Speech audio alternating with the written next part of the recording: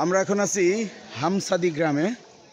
এই জায়গার মানে যতটুকু আমরা ট্রাক নিয়ে ঢুকতে পারছি এ হচ্ছে এই জায়গার পরিস্থিতি। অলমোস্ট আমার হাঁটুর কাছাকাছি পানি চলে আসছে।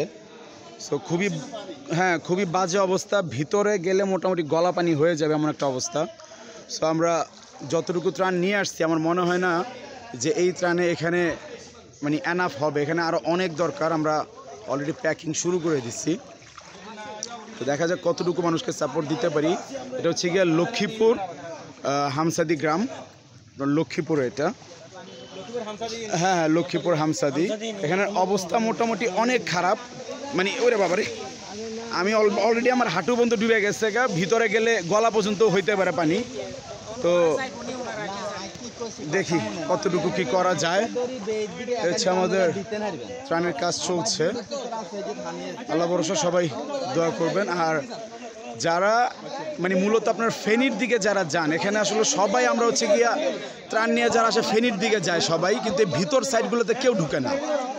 ভিতরে যে মানুষগুলো আছে এখানের কথাগুলো আসলে ভুলে যায়, সব হচ্ছে ঘুরে ফিরে ফেনীর দিকে যায়। ভিতরের মানুষগুলো আসলে তাহলে কি করবে যদি সবাই ফেনীতেই চলে যায়? এই যে দেখেন এদিকের অবস্থা, মানে খুবই বাজে অবস্থা, একদম গলা পর্যন্ত পানি। যত ভিতরে যাব পানি ততই বাড়তেছে। এই যে দেখতেছেন যে মোটামুটি ডুবা শেষ। সো এটা হচ্ছে লক্ষ্মীপুরের হামসাদি গ্রাম।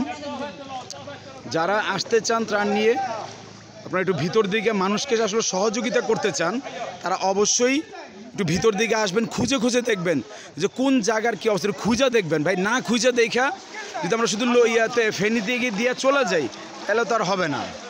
এই জন্য একটু খুঁজে খুঁজে দেখা দিতে হবে যে কোথায় দেওয়া উচিত, মানুষের কোন জায়গায় প্রয়োজন। তো সবাইকে রিকোয়েস্ট করতেছি যে আপনারা শুধু ফেনীর দিকে যান না, একটু ঘুরে দেখেন, ঠিক আছে?